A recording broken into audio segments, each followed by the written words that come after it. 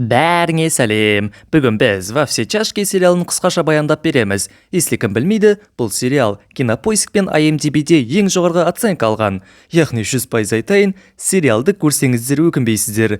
Мен өзім 5 маусымын 2 апта ішінде көріп аяқтағанмын. Ешқандай жалықтыратын сериалдар жоқ ішінде. Ендеше, жейтін-ішетін бірдеңе дайындап алыңыздар. Олай болса мен 1 маусымына шолуды бастайын. Әдеттегідей, ұмытпай тұрғанда, лайк басып арнамызға тіркеле кетіңіздерші. Өтініш.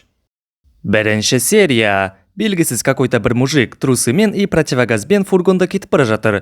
Фургонның ішінде 2 мәйіт бар, және қасында ес-түссіз жатқан напарнигі. Ер адам көлікті басқара алмай жолдан шығып кетеді. Содан кейін ол көліктен шығып, үстіне көйлегін іліп, фургоннан камера алып, өз отбасына арнап соңғы хабарламасын жаза бастайды. Сол кезде оның денсаулығына қауіп төніп тұрғанын білеміз. Ол отбасын жақсы көретінін, және жақында олар өзі туралы қорқынышты бір нәрсені еститіндерін айтты. Сөзін аяқтап, жол бойында тұрады. Сол кезде сирена дыбысы естіледі. 3 апта бұрын Уолтер таңертең ерте оянып жаттығу жасайтын әдеті бар екен. Мистер Уайт Нобель сыйлығының сондай бірдеңенің лауреаты. Бүгін оның 50 жасқа толған күні. Ол отбасымен бірге таңғы ас ішеді. Сол кезде олардың отбасында аздап қаржылық қиындықтар бар екенін түсінеміз. Уолтер мектепте химия пәнінің мұғалімі болып жұмыс істейді. Мектептен кейін Уолт екінші жұмысына, яғни автомойкаға барады. Бастығы оны бір клиенттің көлігін жууға жібереді. Сөйтсе ол көлік оның оқушысына тиесілі екен. Химия пәнінің мұғалімін көрген байдың ешектері оны мазақ етіп күле бастайды. Жұмыстан кейін ол үйіне барады. Үйде оны отбасы мен достары қарсы алып, туған күнімен құттықтайды. Құттықтау тез бітеді де, Уолттың туысқаны бәрін теледидарға шақырады. Жаңалықтарда Хэнк пен оның командасы мед жасайтын бір орынды әшкерелегенін көрсетіп жатыр. Содан кейін Хэнк келесі жолы Уолтерді бір рейдке бірге баруға шақырады. Күннің соңында Уолтер әйелімен бірге төсекте жатыр. Әйелі бір қолымен интернетте бірдеңе сатып, ал екінші қолымен Уолтерді... Келесі күні таңертең Уолтер жұмыста қатты жөтеліп, есінен танып қалады. Жедел жәрдемде ол өзін ауруханаға апармауды сұрайды. Себебі страховкасы нашар, әрі ақшасы аз. Бірақ дәрігерлер по-любому апарады. Тексерістерден кейін оған ота жасауға болмайтын өкпесінде рак бар екенін айтады. Үйіне келген соң ол бұл туралы отбасына ештеңе айтпауды шешті. Жұмыста бастығы тағы да тиісіп, оны қайтадан көлік жууға жібереді. Бірақ бұл жолы Уолтер оны боқтап, мойкадағы біраз заттарды сындырып, тайып тұрады. Содан кейін ол Хэнкке қоңырау шалып, рейдке бірге баруға келседі. Келесі күні таңертең олар тұтқы жолдан шабуыл жасау үшін аңдып отыр. Спецотряд үйге басып кіріп, бір поварды ұстайды. Операциядан кейін Хэнк пен оның напарнигі үйге кіріп кетеді, ал Уолтер көлікте жалғыз. Сол кезде ол көрші үйдің терезесінен қашып бара жатқан бір жігітті байқайды. Жақсылап қараса, ол оның бұрынғы оқушысы Джесси Пинкман екен. Джесси көп ұзамай капитан деген нөмірі бар көлікпен қашып кетеді. Кешке Уолтер Пинкманның үйіне барып, «Давай екеуміз бірге жұмыс жасаймыз» деп ұсынады. Уолт химияны өте жақсы біледі, ал Пинк болса бұл теманың ішкі кухнясымен таныс. Пинкман амалсыздан келседі, өйткені келіспесе, Уолтер полицияға ұстап берем деп қорқытады. Солай мистер Уайт мектептен құрал-жабдықтар мен химиялық құралдарды ұрлап, екеуі Пинктің үйіне келеді. Барғаннан соң оборудованияның барлығын түсіріп жатып, бір-біріне не істеу керек екенін түсіндіре сөз таластырады. Варево – это искусство, а то дерьмо, что я готовлю, это бомба, так что не вам мне указывать. Уолт болса, оның меді мен техникасын жамандайды. Мы будем производить химически чистый и неизменный продукт, который сам себя рекламирует. Оларда енді пісіретін жер жоқ. Сөйтіп екеуі бір ауыздан трейлер сатып алып, бәрін соның ішінде жасауды шешеді. Джесси Уолтерден неге бұл іске араласқанын сұраса, Я проснулся. Магазинде Уолт ұлымен бірге киім таңдау үстінде. Сол кезде баласы Уолттан көмек сұрайды. Мұны көрген бір топ жігіт Джуниорды мазақ етіп сөзбен қыштады. Уолттың әйелі құрсыншы мән берме десе, Уолт артқы есік арқылы шығып кетеді. Шамамен 30 секундтан кейін ол алдыңғы есіктен қайта кіріп, әлгі үбілідіктердің бірінің аяғын бір тебеді. Кейін Уолт пен Пинкман мед дайындайтын фургондарына келеді. Уолт шешініп қорғаныс киімін кисе, Пинк киім ауыстырудан бас тартады. Олар жұмыс істеп болғаннан кейін өте таза кристалды мед пісіріп шығарады. Пинк өзінің бұрынғы танысына барып тауарды сатып алуды ұсынды. Сол кезде серияның басында Хэнктер ұстап әкеткен бір жігіт пайда болады. Олар Пинкке қысым жасап, бұл нәрсені кім жасағанын сұрайды. Ал Уолт сол кезде фургонның жанында киімін ауыстырып жатқан еді. Бір кезде Пинк пен әлгі пацандар отырған көлік келіп тоқтайды. Олар Уолтқа бірге жұмыс істеуді ұсынды. Бірақ сол сәтте біреуі Уолттың түрін танып қалып, оны полицей деп ойлап қалады. Ақырында екеуін байлап тастайды. Сол кезде Уолт өмірін сақтау үшін Меттің дайындалу құпиясын айтып беруді ұсынды. Олар, конечно, келіседі. Уолт фургонда процесті көрсетіп жатқанда біреуі сигарамен кіріп келетіні бар емес пе? Уолтқа атыламыз мал тасташанан десе, анау ешекпас өшірмей терезеден лақтыра салады ғой. Уолт бір кезде химиялық какой-то реакция жасап, өте қауіпті улы газ шығарады. Атамыз өзі фургоннан жүгіріп шығып, ал қалғандары ішінде тұншығып өледі. Уолт Пинкке жүгіріп барып, оны босатады, бірақ жігіт ес-түссіз жатыр. Сол кезде Уолт фургон жанында өрт шыға бастағанын байқайды. Тұтса темекіден. Уолт противогазды өзіне де, Пинкке де кигізіп, оны фургонға отырғызады да ұшады. Одан кейін біз Сирияның басында көрсеткен сәтке куә боламыз. Уолт жолдың ортасында тапаншамен тұр. Ол өзін атып өлтірмек болады, бірақ қаруда оқ жоқ екен. Сирена дыбысы жақындап келеді. Уолт полиция келеді деп ойлап, берілуге дайын тұр. Бірақ келе жатқан көлікте полицейлер емес, өрт сөндірушілер екен. Пинк фургоннан шығып, не болғанын сұрайды. Уолт екі адамды газбен өлтіргенін айтып, енді бұл жағдайды қалай шешу керегін ойлау керек дейді. Содан кейін атамыз үйіне барып төсекке құлады. Әйелі одан қайда болғанын сұраса, ол тупо оны игнорт етіп, екеуі... Екінші серия. Уолт пен Пинк өткен жұмыстан кейін арттарын жинастырып жүр. Фургонды ямадан мына индеец шығарып көмектеседі. Ақшасын төлегеннен соң, енді не істейміз деп бас қатырып отырғанда, Джесси қатты нерв болып, может, өліктерді фургоннан лақтырып тастап, өзіміз қашып кетсек чо деп ұсыныс жасайды. Бірақ Уолт қуасын ба, қате мынау дейді де, фургонды әрең дегенде оталдырады. Ты же не зальешь, чувак. Ничего не залью, ничего не зальется, понял? Бұл ақмақтар сөйтсек противогазды далада ұмытып кеткен екен. Ал осы арада мейт деп отырғандардың бірі қайта тіріледі. Твою мать! Келесі кадрда Уолт ваннада жалаңаш оянады. Солай дастархан басында отбасысына әңгіме бастап жатыр еді, телефон шырылдайды. Бұл Пинкман екен. Ол өтірік телефон операторымын деп әйеліне пере салады да Пинктің әңгімесін тыңдады. Оянып кеткен жігіт әлі де тірі екен. Тезірек бірдеңе істемесек болмайды дейді. Бірақ Уолт жұмыстан кейін барамын деп телефонды қойып тастайды. Мектепте Уолт психанул, короче. Оған оқушылар как будто мәйттер туралы сұрап тұрғанда елестейді. Сабақтан кейін ол лапкадан кислотаны періп кетіп напарнигіне барады. Ал Джесси бұл уақытта көгерген көзін жасыруға тырысып отыр. Сол кезде көшеден әлде бір шу естіп, фургонның есігі ашық екенін көреді. Ал ішінде бір мәйіт жоқ. Уолт Пинкке келе жатып, жолдан сол фургоннан қашып кеткен жігітті кездестіреді. Нет! Ол оны багажға салып алып кетеді. Скайлер таңертең телефон шалған нөмірді тексеріп, бұл Джесси Пинкман нөмірі екенін біліп қояды. Уолт қашып кеткен жігітті Пинкке әкеледі. Ал жігіттер ары қарай не істеу керектігін тағы да ойланады. Уолт тірі қалған жігітпен сөйлесіп, бір байламға келгісі келеді. Ал Пинк құмаш қатеғы мынау деп оны сразу басып тастайды. Сол кезде олар подвалдан шыққан дыбысты естіді. Олар ананы қашып кетпесін деп подвалға байлап қояды. Залға қайта оралып, тағы да не істеу керектігін ойлауды жалғастырады. Уолт сол кезде химияны пизес білетінін тағы да дәлелдейді. Может, өлікті кислотаға салып ертіп көреміз деп ұсынады. Дальше енді кім не істейтінін бөлу керек. Оны солай монета шешсін деп келіседі. Кім жеңілсе, сол трупты ертеді.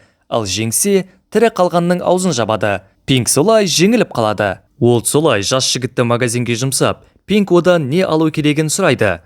Содан соң атамыз қолына пакет алып, подвалдағы жігітке түседі. Жігіт көзін жыпылықтатып әрең отыр. Бұны көрген Уолттың жаман іске қолы бармай қалады. Уолт дегенде жүрегі кең кісі ғой, жанашырлық танытып, су, тамақ, шелек үйші бумагасына дейін әкеліп береді. Жігіт Уолттан Джесси мынандай іске неге барғанын сұрайды. Атамыз болса, мазгамды тоңқайтпаш деп кетіп қалады. Бля деп ойланып отырып, Уолт шөптен дәм татып алады. Осы сәтте Джесси келіп, екеуі де дым бітірмегендерін мойындайды. Дальше бізге Скайлерді көрсетеді. Оның аяғы ауыр және ішіндегі қыз екен. Сол кезде әйел Джесси Пинкман деген кім екенін, соңғы кезде неге қуып жүрсің деп сұраса, Уолтер, мен ол баладан шөп алып шегемін дейді. Пинк фургоннан трупты шығарып жатыр. Сол кезде оған Скайлер келеді де, Уолт маған бәрін айтты. Ана шөбіңді енді күйеуіме сатпа, әйтпесе полицияға ұстап беремін дейді. Джесси, все, апа, үйіңді сатпаймын деп, әйелді үйіне қайтарып жіберді. Осылайша ашуға мінген Пинкман ана пацанды и оружиелерді ваннаға салып ертуді шешеді. Біраздан соң мистер Уайт Джессидікіне келсе, жас жігіт оған Скайлер келіп қорқытып кеткенін айтады. И еще ана мәйіт ваннада кислотаға шомылып жатқанын да мәлімдеді. Олар артынан коридорға барса, төбеден қызыл сұйықтық тамып тұрғанын көреді. И артынан бац. Мына кадрды енді сериалдан өздеріңіз көрулеріңіз керек. Осындай мен бұрын ютубта талай проблема болды. Серияның соңында балалар ойнап жүріп, ана противогазды тауып алады. Үшінші серия біздің екеуі өліктен қалған қалдықтарды тазалап тұрып, Уолтты флешбектер мазалайды.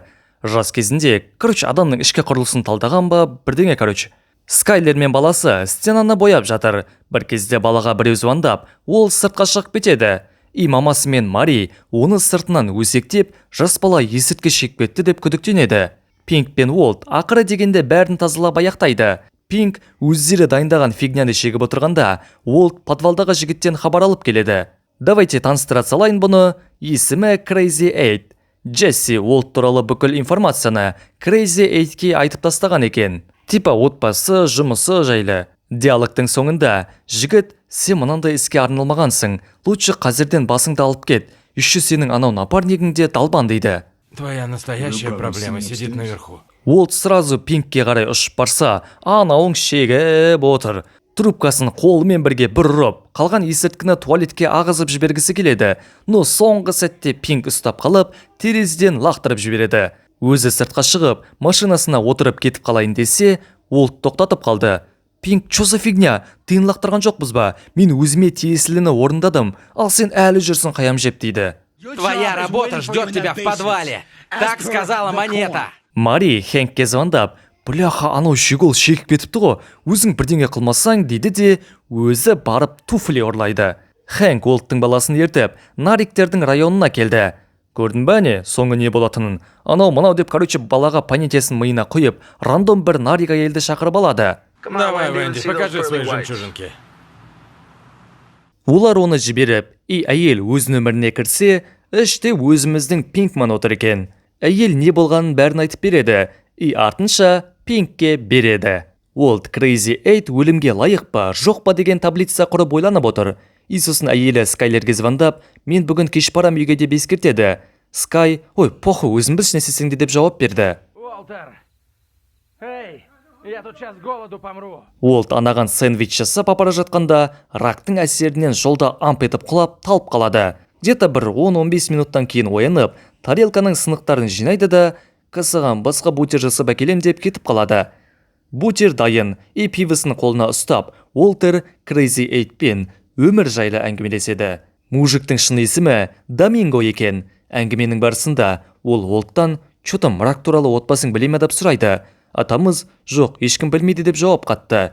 Доминго Уолтердің жағдайын сонда ғана ұқты.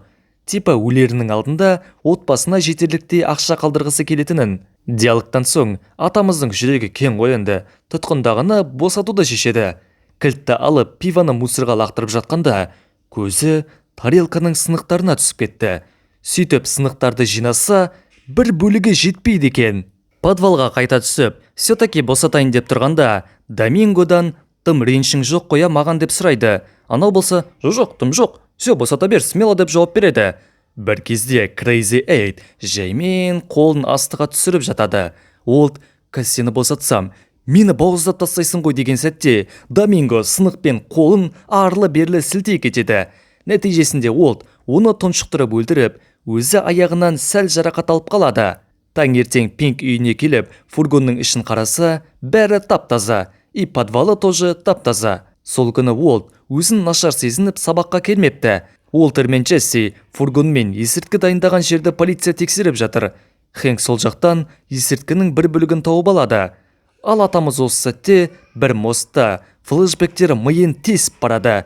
Сосын үйіне келіп, Скайлерге бәрін дұрыстап, спокойно ақылдасайықшы дейді. 4-ші серия. Хэнк полиция кеңесін ұйымдастырып, Доминго деген ағасын сатқан ойыбан екенін түсінеміз.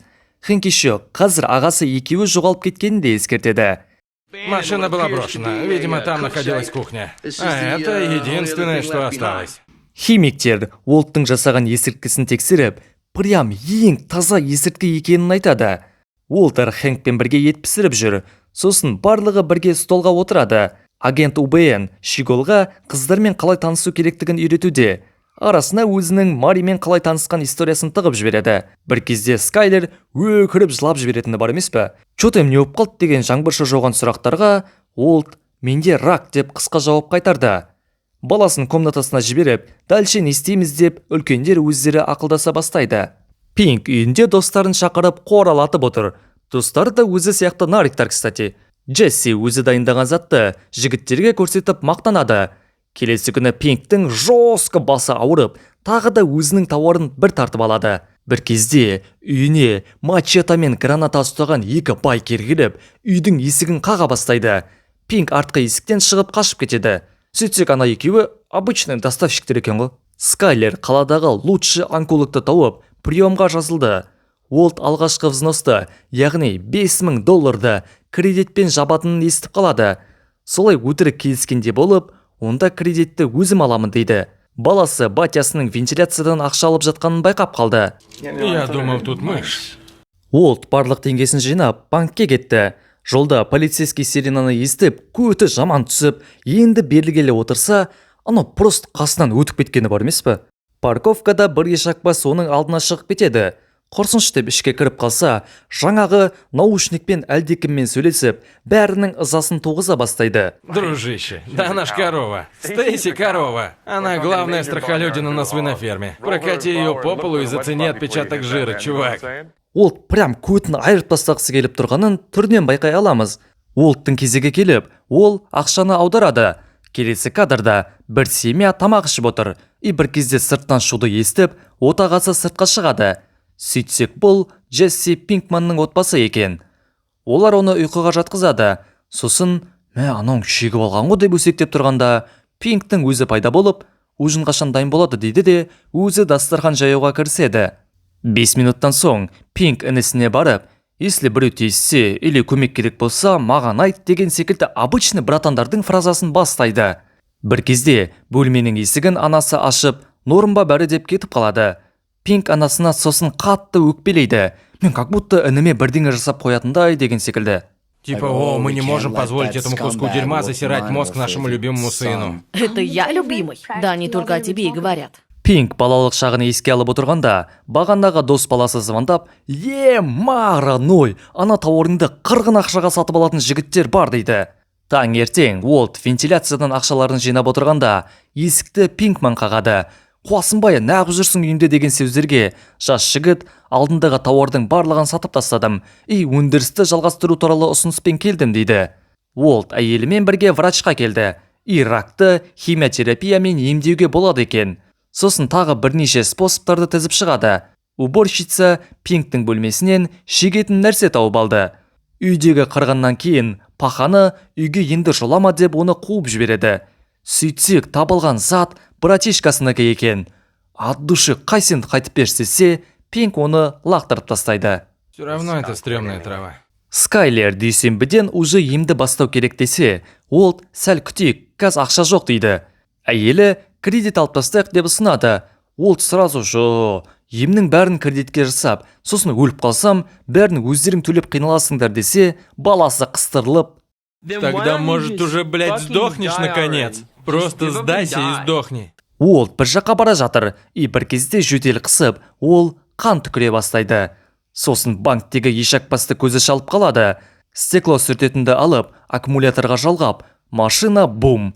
Өзі артына қарамай, прям кинодағыдай спокойно кетіп қалады. 5-ші серия. Пинк жұмысқа тұрғысы келеді. Продажада опытым бар, смело деген секілді. Бірақ дипломы жоқ болғандықтан оны қабылдамай, максимум рекламщиктің жұмысын ұсына аламыз дейді. Пинк керек жоқ деп кетіп қалады. Көшеден дос баласын кездестіріп, досы тауарыңнан бешеш десе, мен уже ол істі қойып кеттім, өйткені напарнигім жоқ дейді. Барсук, менде связдар бар негізі, может керек заттарыңды мен әкеліп берем деп өзін ұсынады. Уолт пен әйелі Эллиоттың туған күніне келді. Үй иесін құттықтап, Уолт бұрынғы группаластарымен амандасады. Эллиот бәрінің көзінше подаркаларын ашып отыр. Кезек Уолттікіне да келді. Сөйтіп ашып қалды да көзіне жас алды. Кезінде диссертацияға дайындалған уақытта мынандай дощикті оңай жедік қой дейді. И сейчас я могу уверенно сказать, что эта лапша помогла нам достичь успеха. Кейін Уолт пен Эллиот жеке отырып сырласады. Эллиот біздің компанияға жұмысқа кіріп алшы десе, Уолт қой жоқ деп бас тартады. Эй, ты шо, бізде ең лучший медстраховка, рак, скорпион, телец, мелец бәрінем дейді. Ертең аттай болып маған рахмет айтып отырасың дейді. Сосын Уолт Скайлерге неге анаған рак туралы айтқансың деп ашуланады. В общем, ақырында бәріне отказ беріп кетіп қалады. Уолт баласы Скайлер таңғы ас ішіп отыр. Сосын баласы мектепке жиналады. Уолт қайсы апарып тастайын сені десе, анау автобуспен барам деп өзімен өзі көт тырсып жүр. Пинк барсукты үйіне ертіп, фургондағы лабораториясын таныстырады. Вау, ты прям в курсе, где у тебя какая хрень. Господи, а это ты нахуя припер? Для охоты? Барсук әйтеуір бірдеңелерді тасып, екеуі пісіру үшін айдалаға аттанды. Орын табылды, Пинк жұмысқа кірісті, ал Барсук болса болмайтын тірлік істеп отыр. Шигол достарымен жиналып, өткен кеткен адамдардан пиво сатып алып беруін сұрап жүр. Достары, сен сұрақ бұрыш, может басқалар типа сені аяп алып берер деп ойлайды. Осы сәтте бір мужик пайда болды. Уолтер Джуниор оған жақындайды. Сөйтсек ана мужик полиция екен. Достары қашып кетті, ал баланы ұстап алады. Хэнктің арқасында Шигол босап шығады. Сосын ол Скайлерден Уолтқа айтпай қош, жас қой әлі дейді. Где Уолт? Не говори ему про пацана. Он просто подросток, который пытался попить пивка. Сосын Хэнк шөпті Уолттың баласы емес, өзі шеккенін біледі. Пинк пен Барсук жұмысты аяқтайды. Барсук өздері шөп дайындағандарына в шоке. Ал Джесси болса, кристалдар мутный, негізі прозрачный болу керек деп, барлық тауарды далаға лақтырып жібереді. Типа бізге сан емес, сапа керек деп. Уолт үйіне келді. Үйде оны Скайлер, Хэнк, Маримен бірге күтіп отыр екен. Осы уақытта Пинктер новый порцияны аяқтайды. Тағы да онша емес. Джесси мусырға тастамақшы болғанда, Барсук қарсы болып, екеуі біраз қырылады. Сосын Пинк ананы фургоннан түсіріп, өзі кетіп қалғысы келді. Барсук солай арбалет алып, оны оқтап жатқанда, Джесси фургонын оталдыра алмай әлек. Ақыры дегенде Джесси көлігін жүргізіп, қашып кетеді. Отбасы жиналып, барлығы ішіндегілерін сыртқа шығарады. Баласы батясын уже берілді деп ойлайды. Типа бәрін тастап өлгісі келіп жүр деп. Мари мен Хэнк болса, ол енді өзінің таңдауы ғой, по-мужски өле салғысы келетін шығар дейді. Короче, осылай айқай шу болып, Уолт бұны тоқтатады. Атамыз жүрек тебірентерлік сөздерін айтып, «Все, мен дальше ракты емдегім келмейді» дейді. Келесі күні төсекте жалғыз оянған Уолт төменге түсіп, әйелін құшақтап, Эллиот берген ақшаға емді бастайық деп ұсынысқа келісімін береді. Приемға келіп, ақшаны төлеп, Скайлер Эллиот қашан чекті жібереді екен деп сұрайды. Я позабочусь об этом. Химиотерапиядан кейін Уолт Пинкке келеді. Осы сәтте телефоны шырылдап, Эллиоттың әйелі арғы жақтан, компанияның жартысы атасына тиесілі болғандықтан, ем үшін ақша жібере алмаймыз дейді. Уолт дымда керек емес, страховая все-таки төлей алатын болды деп диалогты аяқтайды. Серияның соңында ол Пинкке келіп, былай дейді. Будем варить. 6-шы серия. Уолт Пинкпен бірге фургонға кіреді. Ішінде сәл-пәл қопырап жатқаны бар. Короче, келсе келе, Уолт тауарды пісірумен, ал Пинк оны сатумен айналысады. Осы сәтте бізге қолына қан мешок ұстаған тақырбас Уолтты көрсетеді. Уолт химиотерапияда әйелімен бірге отырады. Оған келесіде жалғыз өзін бара берейінші дейді. Эллиот жайлы әйеліне бәрін төлеп тастады деп өтірік беріп жібереді. Сабақтан соң Уолт шатын жерге құсып, кабинкадан шығады. Хьюго деген жұмысшыны кездестіріп қалады. Я уберу, мистер Уайт. Не беспокойтесь. Скайлер Уолтпен бірге психологқа келеді. Әйелі ренжіп, сен менімен ештеңе бөліспейсің, анау-мынау деп. Мне нравится побыть в одиночестве. Иногда. Психолог, сіз жалғыз болған кездерде не істейсіз деп сұрақ қояды. Уолт қыдырам, табиғатқа тамсанам деп жауап береді. Кадр сразу фургонға ауысып кетті. Уолтердің резко қысқысы келіп, фургоннан атып шығады. Пинк сол кезде напарнигінің рак екенін естіп, не үшін мына іске кіріскенін түсінеді. Я же твой напарник, чувак, ты должен был мне сказать. Блин, ну так не делайте, ты чё? Хэнкке Уолттың лапкасындағы противогаз бен документтер әкеліп берді. Джесси товарды өткізіп, әйтеуір Уолтқа ақшаны әкеліп береді. Уолт болса, осақ па сонда деп недоволен болады. Мы должны продвигать наш продукт массово. Оптом. Уолтер сол кезде, бляха, давай может оптовый сатамыз деп идея тастайды. Пинк, олармен біз келісімге оңайлықпен отыра алмаймыз деп ескертеді. Келесі кадрларда Уолт ақшасын банкке салып, мектептегі туалетте құсып жатқанын көреміз. Артынша Хьюго пайда болып, оған сағыз береді де, «Мистер Уайт, кете беріңіз, өзім тазалаймын» дейді. Атамыз кабинеттің ішін ретке келтіріп жатқанда, Хэнк кіріп, противогаз жайлы сұрайды. «Мынау сенің лапкаңдікі екен, жоғалған заттарды байқамадың ба басқа?» деп, екеуі складты аралайды. Последнее, что я хочу, это добавить тебе неприятностей. Но какие-то укурки тут ништячно затарились для готовки мета, ясно? Нам же не нужно, чтобы люди стали подозревать тебя, да? Осы сәтте Уолтерге Джесси соғып, перекуппен айналысатын біреуді тауып алдым деп хабарлайды. Солай жаңа досымен бірге Тукаға келеді. Тауарды көрсетсе, алғаш өзің татып көр деп ұсынады.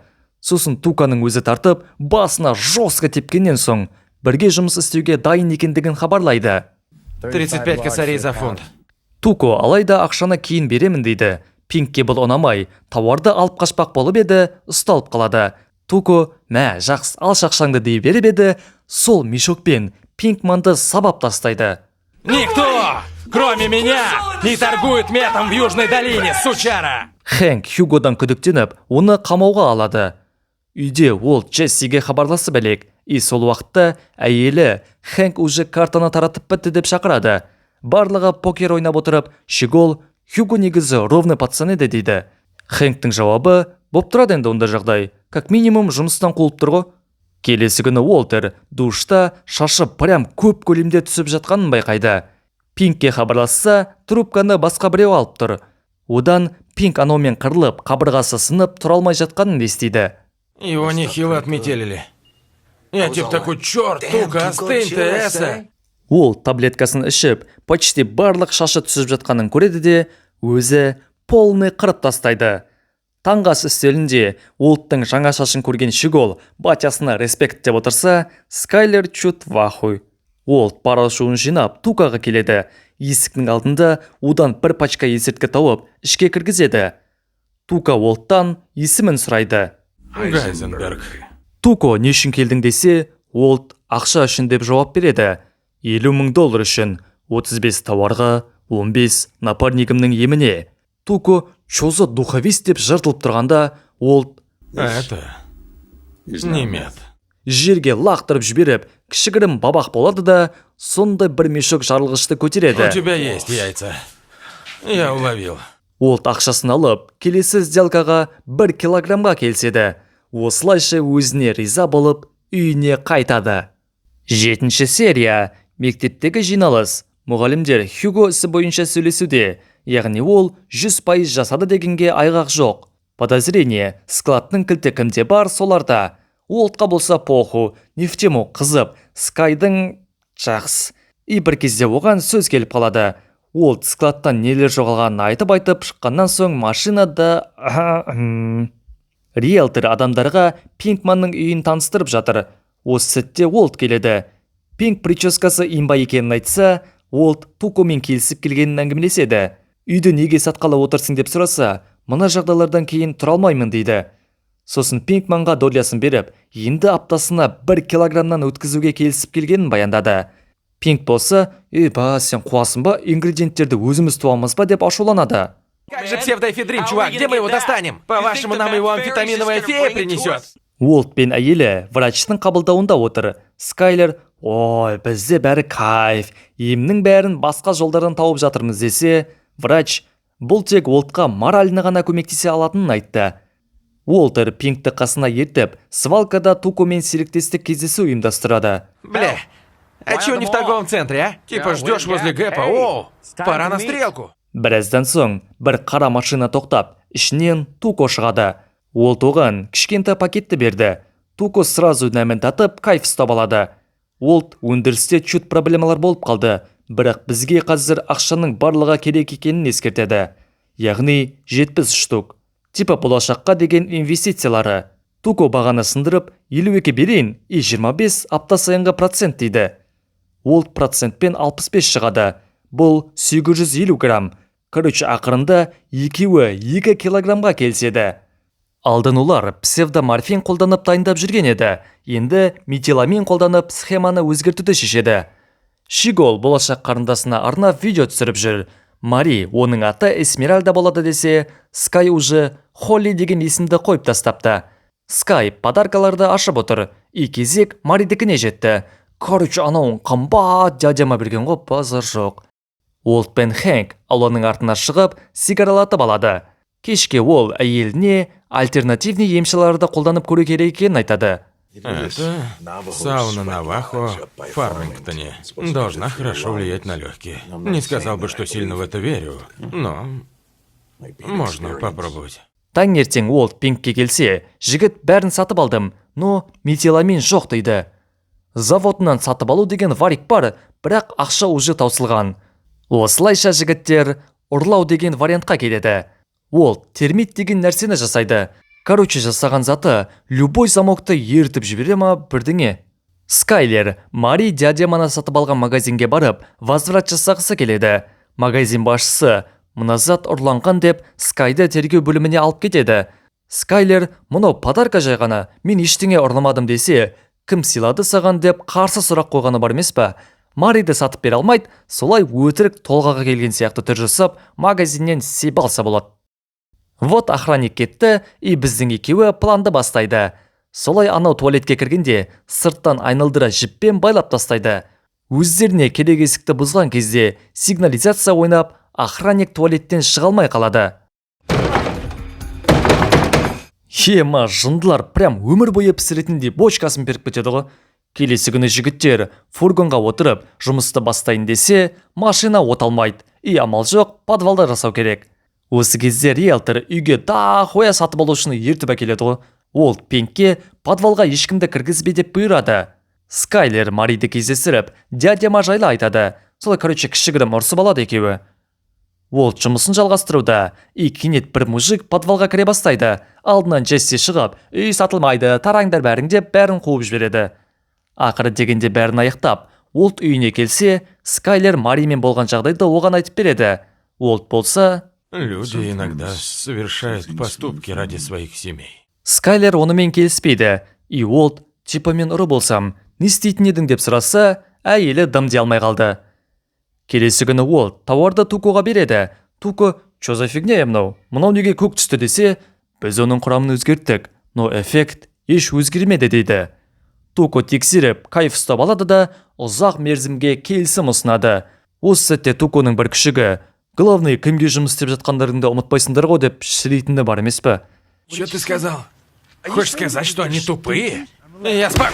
Туко ашумен ананы періп тастайды. Мына моменттенді сериалдан өздеріңіз көргендеріңіз дұрыс, каналдан айрылар жағдай жоқ онлайн. Короче, соңында Туко ананан табит етіп, біздің екеуімен әдемілеп қоштасады да, бірінші маусым аяқталады. Не айтайын енді, сериал прям имба, көруге стоит. Бір сезонын мен бір отырғанда көріп тастадым. Арасында енді диалогтар бар, типа Скайлердің или больницадағы деген секілді. Но қысқа болғандықтан жалықтырмайды. Короче, лайкты топырлатып басып тастайық та, екінші сезон өткізіп алмас үшін арнаға тіркеліп алайық. Примерно бір 3-4 күнде шық болады. Ендеше бәріңе сәттілік, бәріңе давайте.